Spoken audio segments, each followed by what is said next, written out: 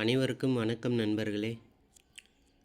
TNTET exam pass பண்ணிவிட்டு இப்போ யூஜிடிஆர்பிக்காக படிச்சிட்ருக்கோம். நம்ம ஆசிரியர்கள் நண்பர்களுக்கு ஒரு இனிப்பான செய்தி.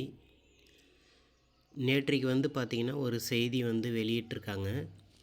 அதில் என்ன சொல்லியிருக்காங்க அப்படின்னா, இனிமேல் இந்த 2026 முதல் 2031 வரை இந்த காலகட்டத்தில் நடைபெறும் டிஆர்பி ஆசிரியர் தேர்வுகளுக்காக புதிய வினாத்தாள் தயாரிப்பு குழு ஒன்று ஏற்படுத்தியிருக்காங்க. அந்த குழுவுக்கு பார்த்திங்கன்னா இப்போ ட்ரைனிங் கொடுத்துட்ருக்காங்க. கொஸ்டின் பேப்பர் நம்ம எப்படியெல்லாம் செட் பண்ணலாம், எந்தவித அந்த பிழையும் இல்லாமல் எப்படி ஸ்டாண்டர்டாக கொஸ்டின் செட் பண்ணலாம் அப்படின்னு சொல்லி ஒரு ட்ரைனிங் கொடுத்துருக்காங்க. இப்போ ஆல்ரெடி டிஆர்பி அவங்களுடைய ஒர்க்கை ஸ்டார்ட் பண்ணிட்டாங்க. கூடிய சீக்கிரம் நமக்கு நோட்டிஃபிகேஷன் வர இருக்குது. அதனால் யூஜிடிஆர்பிக்கு படிச்சிட்ருக்க நம்ம ஆசிரியர் நண்பர்கள் விரைவாக உங்களுடைய ப்ரிப்பரேஷனை ஸ்டார்ட் பண்ணுங்கள். நல்லா புரிஞ்சு படிங்க. இப்போ பார்த்திங்கன்னா இந்த எக்ஸாம்லேருந்து ஒரு நியூ மெத்தடை அவங்க இன்ட்ரடியூஸ் பண்ணியிருக்காங்க. இதுதான் இப்போ ஹாட் டாபிக்ஸாக போயிட்டுருக்கு. Analytical question paper. இந்த மெத்தட் யூஸ் பண்ணுறதா சொல்லியிருக்காங்க. இந்த மெத்தடை யூஸ் பண்ணி தான் இப்போ வரப்போகிற எக்ஸாம்ஸில் பார்த்திங்கன்னா அந்த வினாத்தாள் தயாரிப்பு இருக்கும் அப்படின்னு சொல்லியிருக்காங்க. வாங்க பார்க்கலாம் அனாலிட்டிக்கல் மெத்தட் அப்படின்னா என்னன்னு பார்க்கலாம்.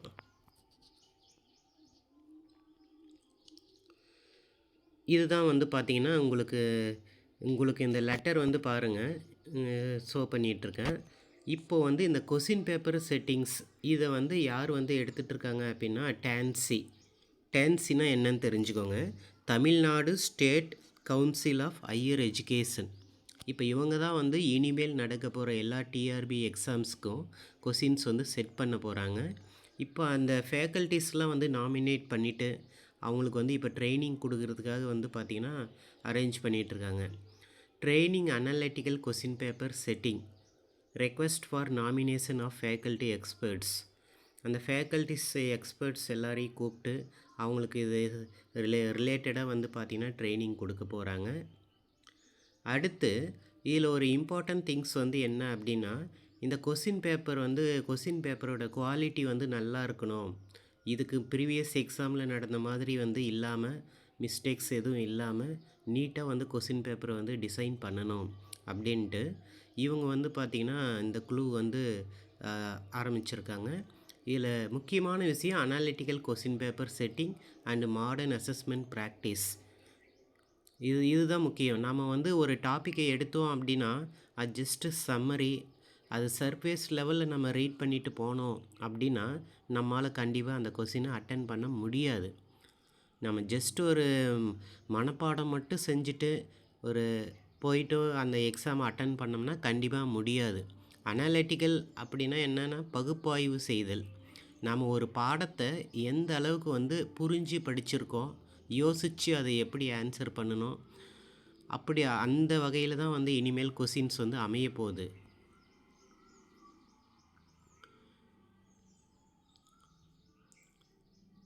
இந்த கொஸ்டின்ஸ் பாருங்கள். அனாலிட்டிக்கல் கொஸ்டின் பேப்பர் பகுப்பாய்வு வினாத்தாள் என்பது மாணவர்கள் தகவல்களை வெறுமனே மனப்பாடம் செய்து எழுதுவதற்கு பதிலாக அவர்களின் சிந்தனை திறன், பகுப்பாய்வு செய்யும் ஆற்றல் மற்றும் தர்க்க ரீதியான அணுகுமுறையை லாஜிக்கல் திங்கிங் சோதிக்கும் வகையில் வடிவமைக்கப்படும் வினாத்தாளாகும்.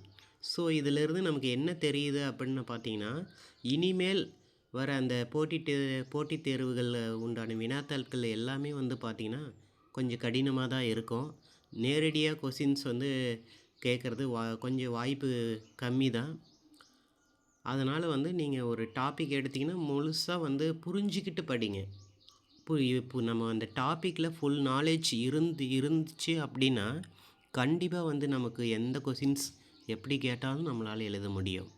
அதனால் மனப்பாடம் செய்கிற முறையை விட்டுட்டு அதை புரிஞ்சு படிச்சிங்க அப்படின்னா நம்ம கண்டிப்பாக தேர்வில் வெற்றி பெறலாம். புரிதலை சோதித்தல்.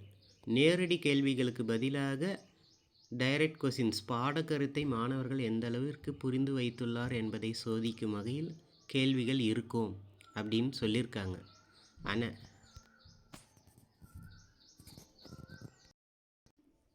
ஸோ நம்ம யூஜி டிஆர்பி எக்ஸாமுக்கு ப்ரிப்பேர் பண்ணிகிட்ருக்கிற நம்ம ஆசிரியர் நண்பர்கள் இதை கவனத்தில் வச்சுக்கோங்க. நல்ல முறையில் வந்து உங்களை வந்து தயார் பண்ணிக்கோங்க. எந்த ஒரு டாபிக் எடுத்தாலும் அதை வந்து நல்லா எளிமையாக புரிஞ்சுக்கோங்க. நீங்கள் உங்களுக்கு அந்த டாபிக் கண்டென்ட் நல்லா புரிஞ்சுது அப்படின்னா எந்த வகையில் கொஷின்ஸ் கேட்டாலும் நம்மளால் ஈஸியாக அண்டர்ஸ்டாண்ட் பண்ண முடியும். இந்த மெத்தடுக்கு அனலிட்டிக்கல் மெத்தடில் வந்து கொஷின்ஸ் எடுப்பாங்கன்னு சொல்லியிருக்காங்க. நமக்கு வந்து 150 கொஷின்ஸ் இருக்குது. எல்லா கொஷின்ஸுமே பார்த்திங்கன்னா அதே மாதிரி இருக்காது. சில கொஷின்ஸ்லாம் பார்த்திங்கன்னா டைரெக்டாக கேட்பாங்க. அந்த பப்ளிகேஷன் இயர்ஸு, ரிட்டன் இயர்ஸு, சில முக்கியமான கொஷின்ஸ் எல்லாம் வந்து பார்த்திங்கன்னா அதை சேஞ்ச் பண்ண முடியாது. 50% வந்து பார்த்திங்கன்னா அந்த மாதிரி கேட்குறதுக்கு ஒரு வாய்ப்பு இருக்குது.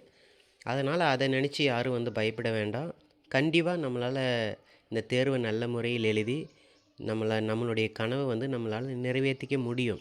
அதுக்கு உங்களுக்கு முதல்ல நம்பிக்கை வேணும், அதில் ஒரு ஆர்வம் வேணும். நம்பிக்கை, ஆர்வம், அதில் ஒரு ஈடுபாடு, நம்ம செய்கிற அந்த வேலையில் ஒரு ஈடுபாடு, இது எல்லாம் இருந்துச்சு அப்படின்னா கண்டிப்பாக நம்மளால் வந்து வின் பண்ண முடியும்.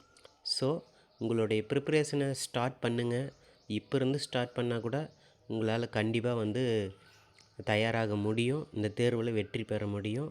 வாழ்த்துக்கள்.